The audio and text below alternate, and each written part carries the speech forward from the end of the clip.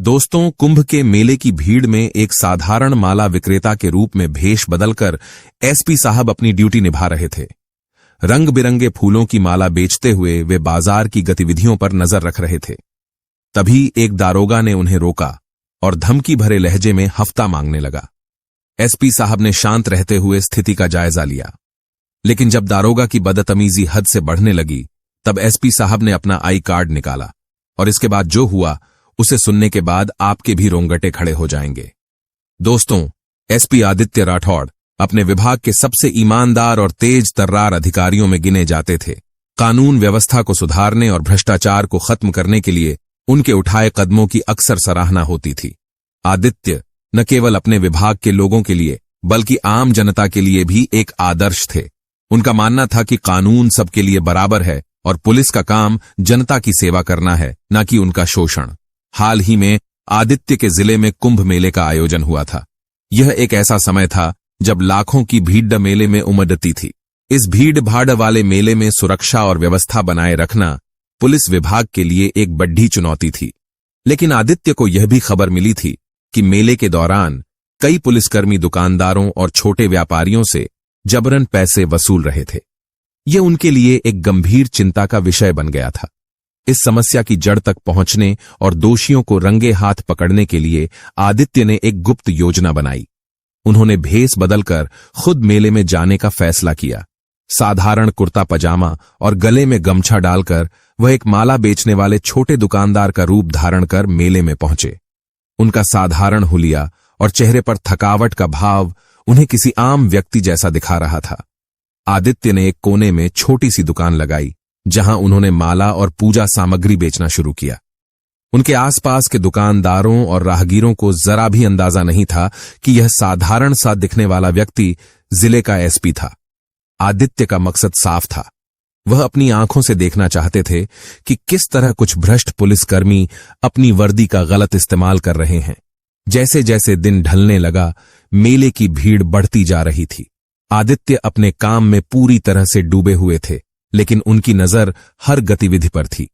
वह ध्यान से देख रहे थे कि पुलिसकर्मी किस तरह अपनी ड्यूटी निभा रहे हैं। तभी एक दरोगा जो मेले में ड्यूटी पर तैनात था, आदित्य की दुकान की तरफ बढ़ा। दरोगा के चेहरे पर रूखेपन और अकड़ का भाव था। आदित्य ने तुरंत समझ लिया कि अब उनके प्लान का असली परीक्षण शुरू होने वाला है। दरोगा रामेश्वर सिंह, जो अपनी सख्त और भ्रष्ट छवि के लिए कुख्यात था, आदित्य की दुकान पर पहुंचा।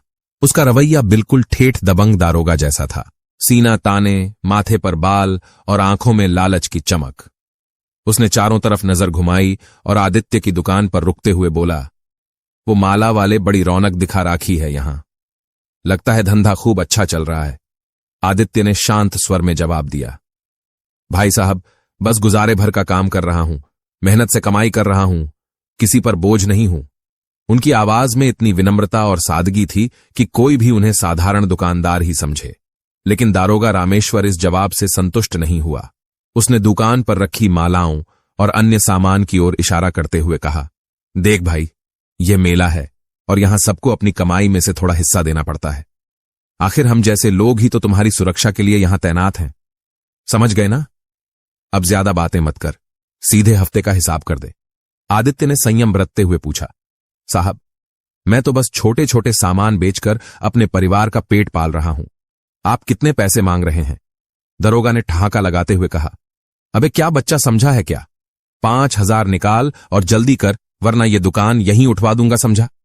आदित्य को यह सुनकर गुस्सा तो आया, लेकिन उन्होंने अपनी पहचान और उद्देश्य को ध्यान में रखते हुए खुद को शांत रखा। वह जानते थे कि उनका असली मकसद इस भ्रष्टाचार को सबूत के साथ पकड़ना था। उन्होंने जेब से 200 निकालकर दारोगा की ओर बढ़ाते हुए कहा, साहब, बस इतना ही है मेरे पास। अगर आप इसे स्वीकार कर लें तो बड़ी मेहरबानी होगी। रामेश्वर सिंह ने पैसे को हिकारत भरी नजर से देखा और गुस्से से चिल्लाया, क्या मजाक कर रहा है? 200 रुपये में काम नहीं चलेगा। 5,000 का इंतजाम कर, नहीं तो दुकान बंद करवा दूंगा। पास खड़े अन्य दुकानदार डर और चुप्पी में यह सब देख रहे थे, लेकिन आदित्य ने अपनी आवाज धीमी और संयमित रखते हुए कहा, साहब, मैं गरीब आदमी हूं, लेकिन जो उचित हो वही दूंगा। दरोगा का चेहरा तमतमाया हुआ था। उसे आदित्य का यह संयम और साहस बर्दाश्त नहीं हुआ। उसने अपनी वर्दी की अकद्दहा दिखाते हुए आदित्य को धमकाने की कोशिश की, लेकिन आदित्य अब उसकी हर हरकत का बारीकी से अवलोकन कर रहे थे। उनके दिमाग में यह तय हो चुका था कि यह भ्रष्टाचार अब और बर्दाश्त नहीं किया जाएगा। दोस्तों, रामेश्वर सिंह का गुस्सा चरम पर था। उसे आदित्य की शांत और संयमित प्रतिक्रिया चुभ रही थी। वह अक्सर ऐसे दुकानदारों को धमकाकर पैसा वसूलता था और लोग बिना किसी सवाल के डर कर उसे पैसा थमा देते थे, लेकिन आदित्य का यह रवैया उसकी आदतों के खिलाफ था।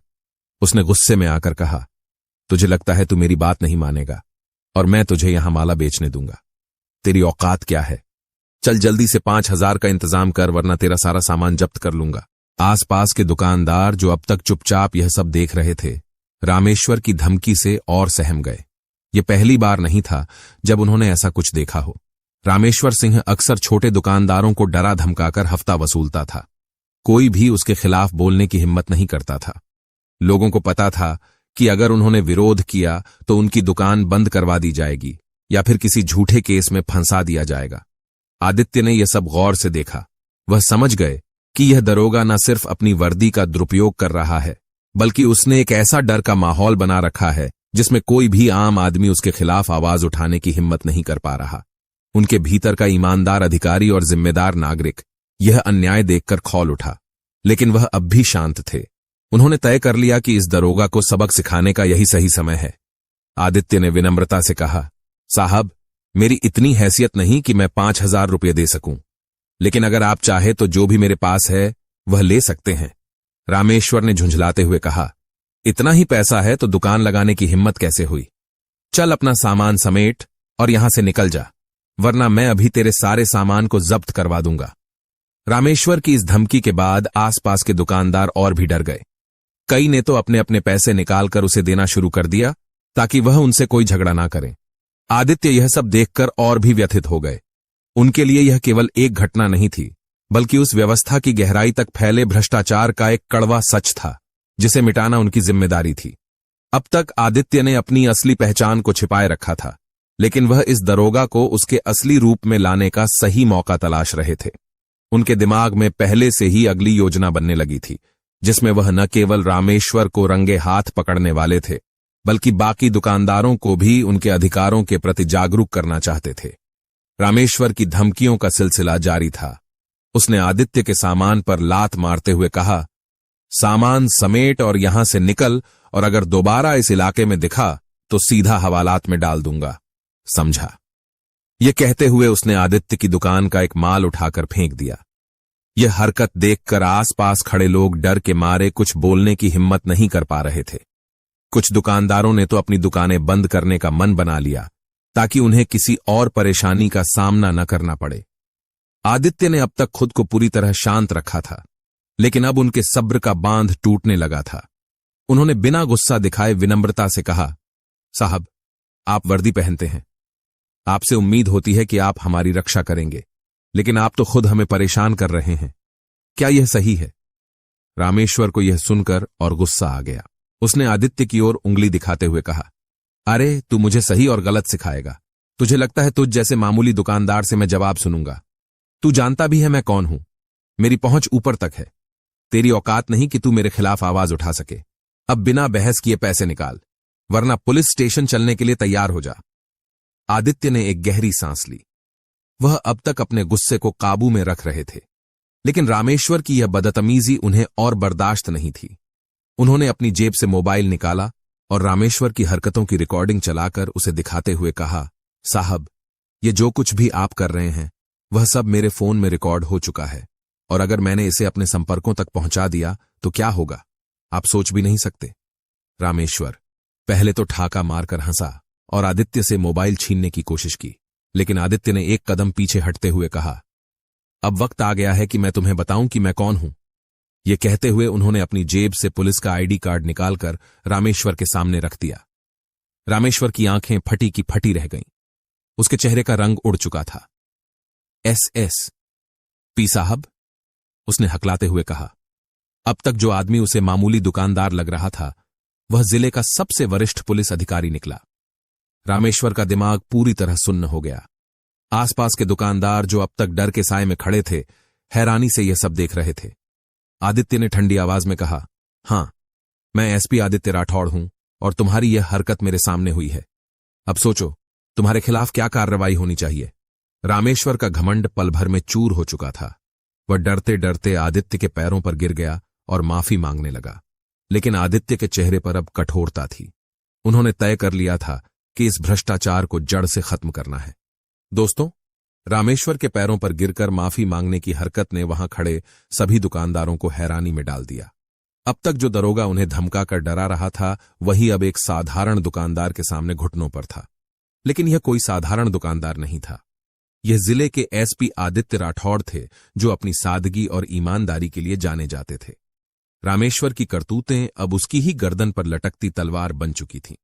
आदित्य ने अपनी पहचान उजागर करने के बाद आसपास खड़े दुकानदारों की ओर देखा। उन्होंने सभी से कहा, आप सब यहां व्यापार करने आए हैं, अपने परिवार का पेट पालने आए हैं। कोई भी पुलिसकर्मी, चाहे वह कितना भी बड़ा हो, आपको धमका नहीं सकता। कानून आपकी रक्षा के लिए है, न कि आपको डराने के लिए। अगर कोई आपसे गलत तरीके से पैसे मांगता है तो आप मुझसे शिकायत कर सकते हैं। अब डरने की जरूरत नहीं है। दुकानदारों में एक नई उम्मीद की किरण जागी। उन्होंने पहली बार महसूस किया कि उनके पास अपनी समस्याओं को हल करने के लिए एक जिम्मेदार अधिकारी है। एक बुजुर्ग दुकानदार ने हिम्मत जुटाकर कहा, साहब, रामेश्वर सिर्फ मुझे ही नहीं, यहां कई और दुकानदारों से भी जबरन पैसे ले चुका है। उसकी वजह से हम सभी बहुत परेशान हैं, लेकिन डर के मारे कुछ नहीं कह पाए। आज आपने जो किया, उसके लिए हम आपके शुक्रगुजार हैं। आदित्य ने उसकी बात ध्यान से सुनी और कहा, यह मेरा काम है। कानून सबके लिए बराबर है, चाहे वह पुलिसकर्मी हो या आम नागरिक। रामेश्वर जैसे लोग वर्दी पहनकर इसे बदनाम करते हैं, लेकिन अब ऐसा नहीं होगा। मैं वादा करता हूं कि आपके साथ न्याय होगा। इसके बाद उन्होंने रामेश्वर से कहा, तुमने जो किया उसके लिए तुम्हें सजा मिलेगी। तुमने न केवल अपनी ड्यूटी के साथ धोखा किया, बल्कि वर्दी की मर्यादा को भी ठेस पहुंचाई। तुम्हारे खिलाफ विभागीय जांच तुरंत शुरू होगी और अगर तुम्हारे अपराध साबित हुए तो तुम्हें निलंबन के साथ कानूनी कार्यवाही का सामना करना पड़ेगा। रामेश्वर का चेहरा सफेद पड़ी गया। वह जानता था कि अब उसके पास कोई रास्ता नहीं बचा। उसकी आंखों से आंसू निकलने लगे, लेकिन आदित्य ने उसे अनदेखा कर दिया। उन्होंने पुलिस नियंत्रण कक्ष को कॉल कर रामेश्वर को हिरासत में लेने का आदेश दिया। साथ ही उन्होंने अन्य अधिकारियों को आदेश दिया कि मेले में किसी भी पुलिसकर्मी की हरकतों पर नजर रखी जाए और ऐसी घटनाओं की तुरंत रिपोर्ट की जाए। दुकानदारों ने एसपी के इस सख्त और अन्यायपूर्ण रवैये की सराहना की। अब तक जो लोग चुपचाप अन्याय सह रहे थे, उनमें एक नई हिम्मत जाग चुकी थी। आदित्य ने अपने सादगी भरे शब्दों में उन्हें भरोसा दिलाया, आपकी हिफाजत मेरी जिम्मेदारी है। अगर कभी कोई आपको परेशान करे तो बिना डर के मुझे बताएं, कानून का हाथ हमेशा आपके साथ है। आदित्य ने रामेश्वर को हिरासत में लेने के आदेश के बाद सभी दुकानदारों को अपनी दुकान दोबारा खोलने के लिए प्रोत्साहित किया। उन्होंने कहा, आप सब मेहनत से कमाने वाले लोग हैं, किसी की भी गलत हरकतें आपको डराकर रोक नहीं सकती। आज यह दरोगा पकड़ा गया है, लेकिन अगर आप सब जागरूक और साहसी बनेंगे तो भविष्य में कोई भी पुलिसकर्मी या अधिकारी आपको परेशान करने की हिम्मत नहीं करेगा। दुकानदारों ने आदित्य के इस आश्वासन को गंभीरता से सुना। उनमें से एक युवा दुकानदार, जो अब तक चुपचाप खड़ा था, बोला, साहब, आपकी इस कार्रवाई ने हम सबको हिम्मत दी है। हमें डर था कि हमारी शिकायत करने पर उल्टा हमारे ही खिलाफ कार्रवाई हो सकती है, लेकिन आज आपने दिखा दिया कि कानून वाकई सही लोगों के साथ खड़ा है। इस बीच रामेश्वर को स्थानीय पुलिस वाहन में बिठाया जा रहा था। उसकी घबराई हुई आंखें आदित्य को देख रही थीं, जैसे कि उनसे माफी मांगने का अंतिम प्रयास कर रही हों। लेकिन आदित्य का चेहरा अब भी सख्त था। उन्होंने रामेश्वर से कहा, तुम्हारी वर्दी तुम्हारी ताकत थी, लेकिन तुमने इसे अपनी जेब भरने का जरिया बना लिया। यह वर्दी सम्मान की प्रतीक है और इसे पहनने वाले का कर्तव्य है कि वह जनता की सेवा करे। तुम्हारे जैसे लोग वर्दी को बदनाम करते हैं। तुम्हारी यह गलती माफ करने लायक नहीं है। रामेश्वर को ले जाने के बाद आदित्य ने अपने अधिकारियों को निर्देश दिया कि मेले में हर पुलिसकर्मी की गतिविधियों पर नजर रखी जाए। उन्होंने कहा, जो भी भ्रष्टाचार में लिप्त पाया जाएगा उसे कड़ी से कड़ी सजा दी जाएगी। यह मेला लाखों श्रद्धालुओं और व्यापारियों का स्थान है। यहां हर कोई सुरक्षित और सम्मानित महसूस करे, यह सुनिश्चित करना हमारी जिम्मेदारी है। दुकानदारों में अब डर की जगह एक नई उम्मीद और आत्मविश्वास भर गया था। वे एक एक करके आदित्य के पास आए और उनका आभार व्यक्त किया। एक बुजुर्ग महिला दुकानदार ने कहा, बेटा, तुमने आज हमें नई जिंदगी दी है। अब हम बिना किसी डर के अपना काम कर सकते हैं। भगवान तुम्हें लंबी उम्र दे। आदित्य ने मुस्कुराते हुए कहा, मैंने सिर्फ अपना काम किया है माताजी, यह मेरा कर्तव्य है। आप सभी की खुशहाली ही मेरे लिए सबसे बड़ी प्रेरणा है। यह कहते हुए उन्होंने सभी को भरोसा दिलाया कि अब से कोई भी दुकानदार भ्रष्टाचार का शिकार नहीं होगा। उनकी इस सख्त कार्रवाई ने पूरे मेले में एक सकारात्मक संदेश भेजा और वहां मौजूद हर व्यक्ति को यह एहसास कराया कि सच्चे और ईमानदार अधिकारी हमेशा न्याय के लिए खड़े होते हैं। दोस्तों, रामेश्वर की गिरफ्तारी के बाद मेला क्षेत्र में एक नई ऊर्जा और बदलाव की लहर दौड़ पड़ी।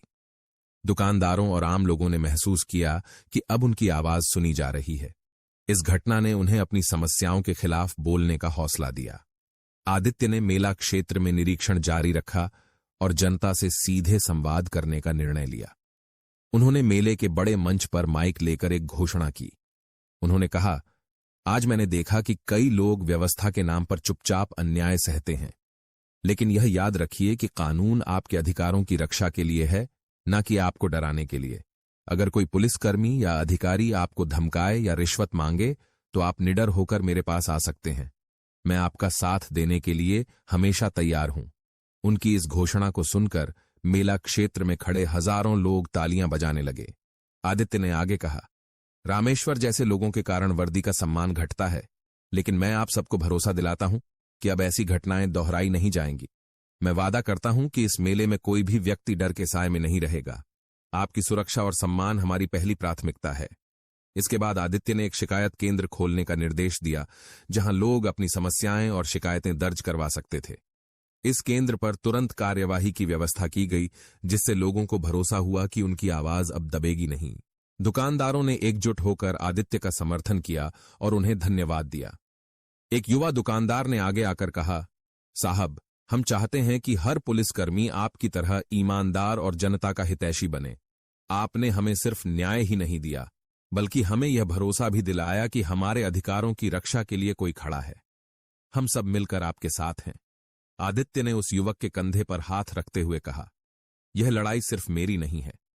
आप सबको भी जागरूक और साहसी बनना होगा। अन्याय को सहने से अन्याय बढ़ता है। यदि आप गलत के खिलाफ आवाज उठाएंगे तो बदलाव निश्चित है।